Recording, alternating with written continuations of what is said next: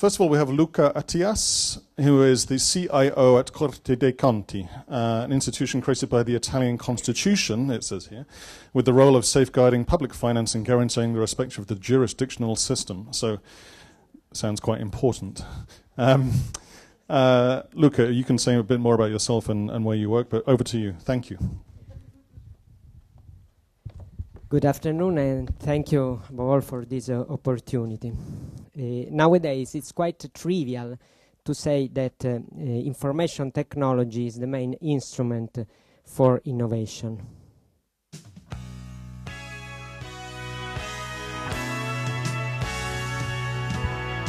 Ebony and ivory live together in perfect harmony.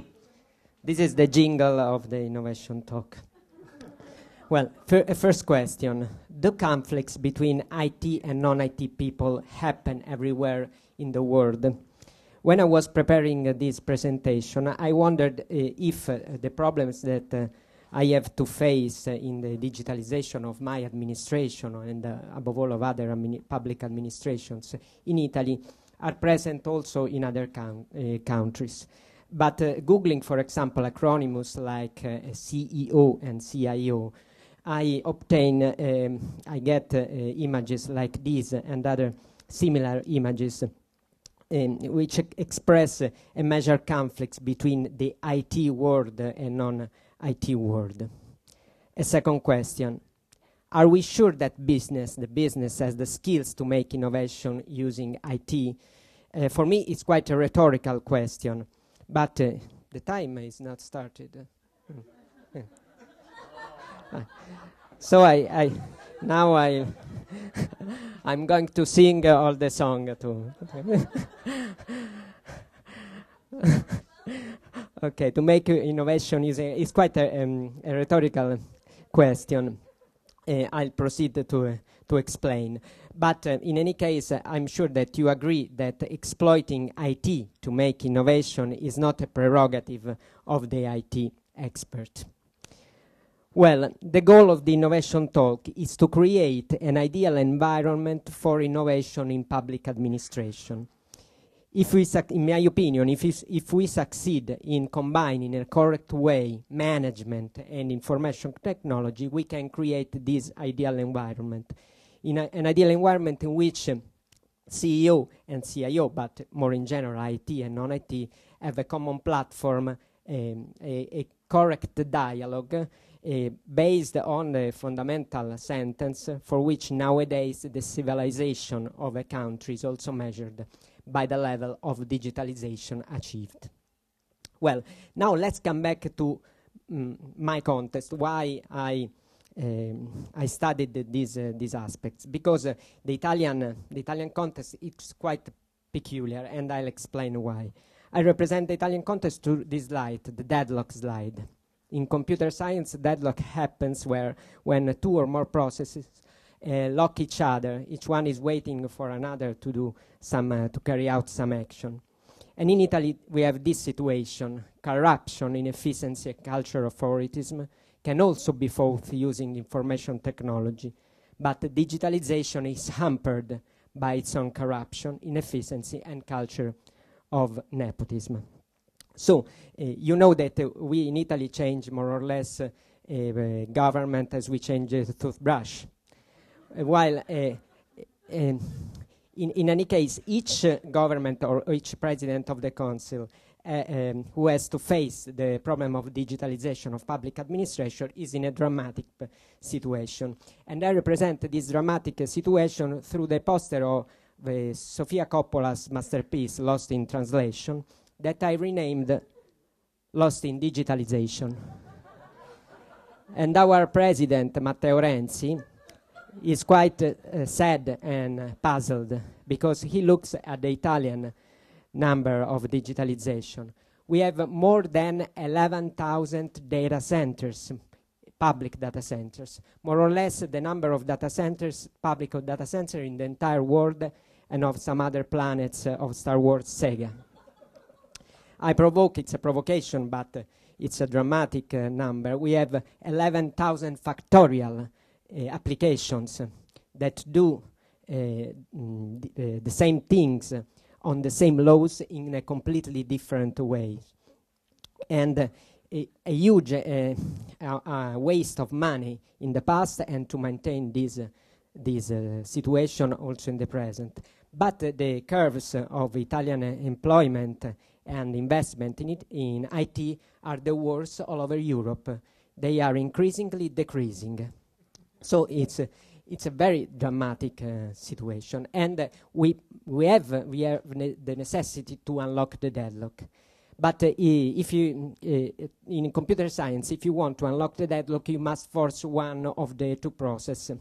I'd like to solve the problem of corruption in Italy, but if I can solve the problem of corruption in Italy, probably I can achieve the peace in the world, or eliminate racism in the world, or easily make me first choice in an NBA basketball team. But so let's try. The target must be feasible. Let's get serious and let's face the other process, the digitalization, thinking outside the box.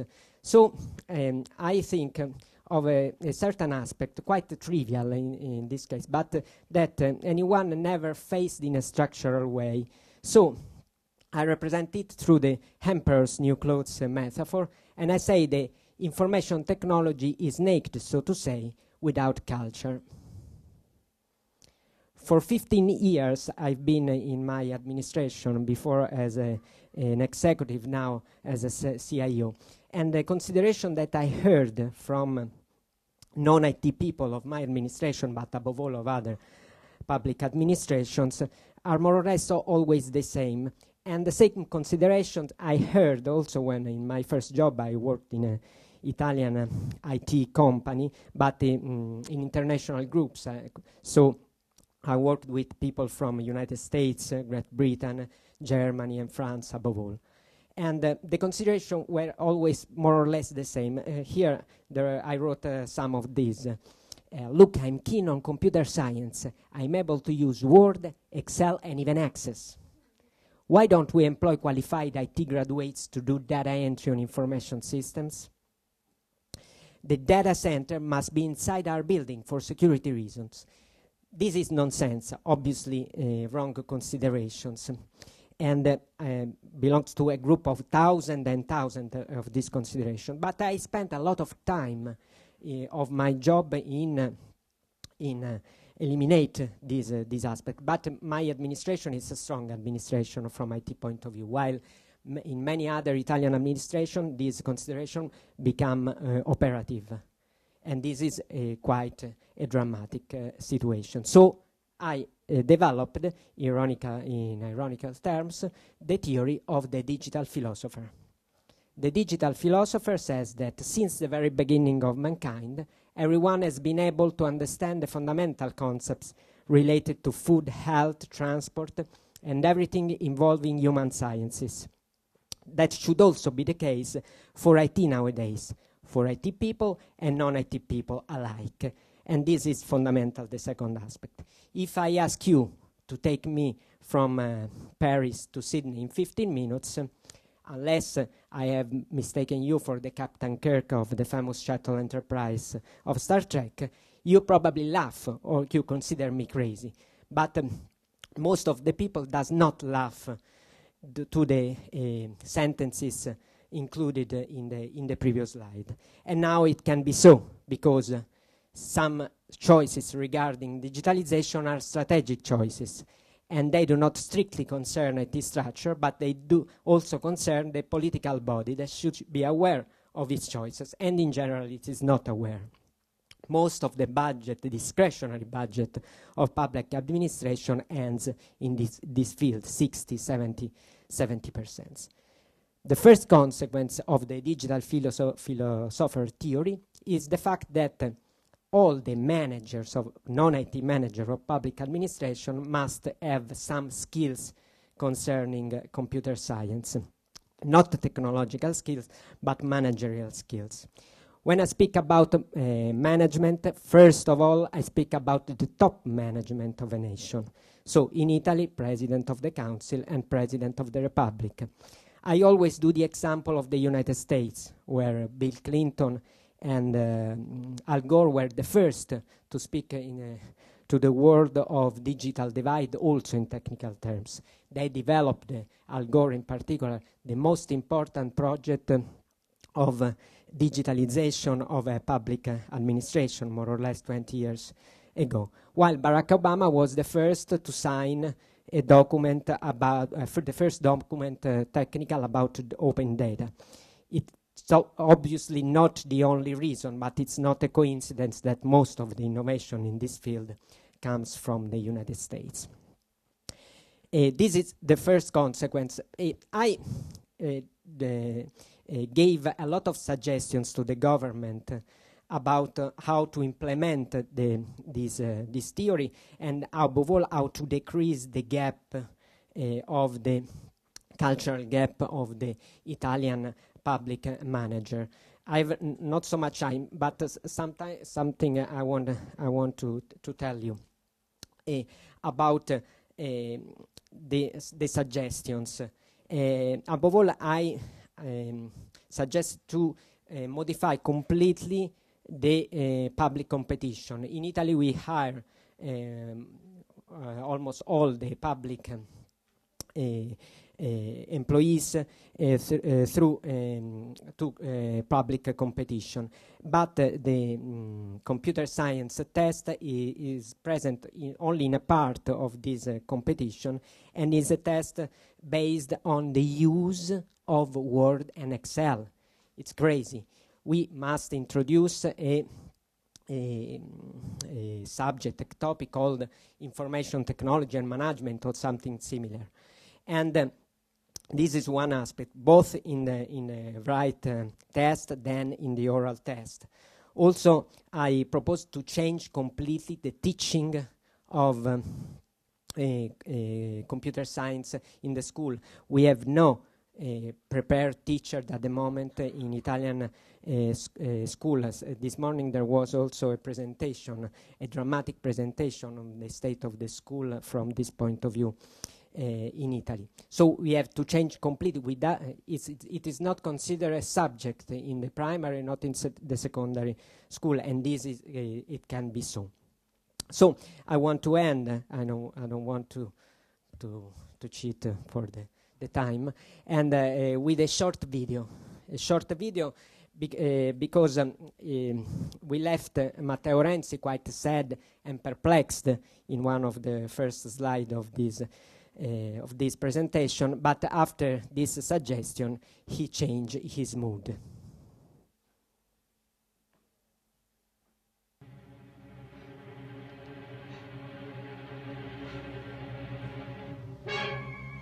It can't work!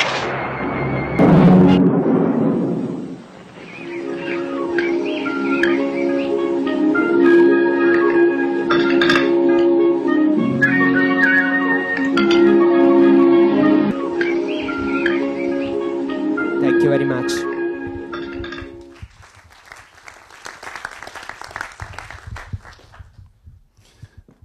Thank you, Luca. That's going to be difficult to follow.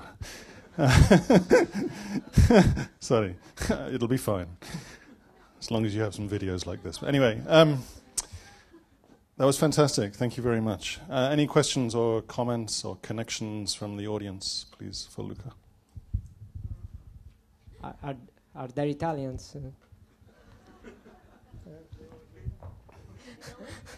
No, exactly. They hide. No, they know you speak the truth, I think. So I lived and worked in Italy last year, as we were discussing earlier as well. So I always, as we say in English, take my hat off to anybody that does innovation work in the government in that context, because it's incredibly difficult. I've also worked in Finland and Australia and the UK in these places, and Italy was one of the most challenging to get this stuff done.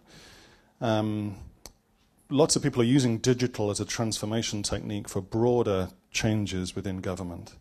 But I guess you're implying that means that it's no longer just digital transformation or IT-led. And I sometimes think that IT is now too important for the IT department, almost, if you see what I mean, as in it's become so fundamental to everything that we can't think of it as IT anymore. So, a 14-year-old girl updating Facebook on her phone walking down the street, that's not IT, that's culture.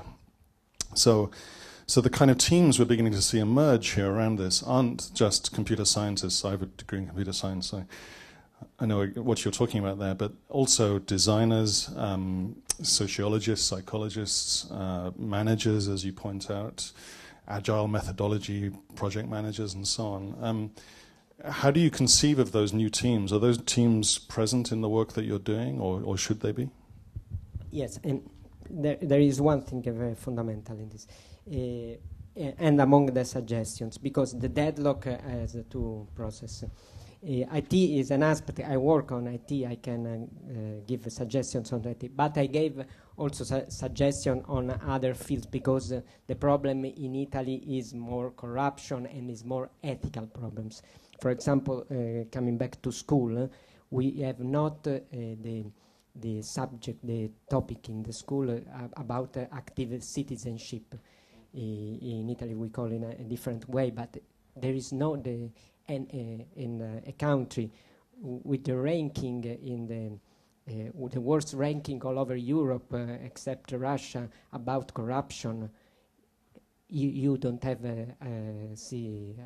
this topic in the primary or secondary school. It's crazy. So you must. The transformation is not only in IT. I work for IT. It's completely different. The problem of Italy is more individualism. If you have 11,000, this is a number very dramatic. Some years ago, the boss of the agency of the Italia Digitale, Digital Italy, told me that he went to Luxembourg for the Luxembourg to each nation presented the project for the 2014 in IT. Each nation present more or less from 50 to 120 projects. Italy arrived there with 700,000 projects, and the comune of La Dispoli, Frascati, little town, presented the same number of projects as Germany or as which. It's very productive. Yes, a tragedy, but in my opinion, I do this presentation all over Italy, and it's an emergency, and we must treat this as terrorism or as a national emergency. This is, but now it's still not so felt by not by the population nor by the government. Luca, if we get into the problems of Italy, then you and I will never stop talking. So, are there any other questions? Because I have another sneaky one while I'm up. So the other question is one that I alluded to earlier, that I think we are beginning to see a shift as regards technology from a minister's or a ministerial or a political point of view, perhaps, partly just through to as I said earlier, that technology is dissolved into every walk of life. And so in some countries, the UK perhaps, we can say this, that ministers have now grown up with some of that technology. And I would say for the first time, dangerous statement, the first time ministers that are procuring IT systems understand what they're doing. And they never really understood that before because it was technology which was an alien thing. They were trained in politics, philosophy, and economics, but they never used that stuff. Obama studied what is an applet. So right. I always present a slide with our President of the Republic, which is the most important figure. Now it's Napolitano. That in the speech of the presentation, the speech of the last New Year's Eve. It's the most important speech in Italy. He projected his slides, and in which he says that the civilization of a country is also measured by it's a provocation, obviously, but it's fundamental that it must start from the top management. And in Italy, until it is, we are, for a part, so traditional. But the theory of the digital philosopher it's worldwide. No, it's not only. And also, to be clear, I mean, Napolitano is not a young man. No, but it's not a problem of it's age. not a quite age, picking up from our Flemish friends earlier in the Absolutely dinosaurs. not. So, in the UK, Francis Maude is the cabinet secretary who's led the government's digital transformation. He's not a young man either. But so it's about experience, but that experience is becoming more widely spread, I guess, which is a positive thing. Yeah. Okay. Thank you. Thank you, Luca. Thank you.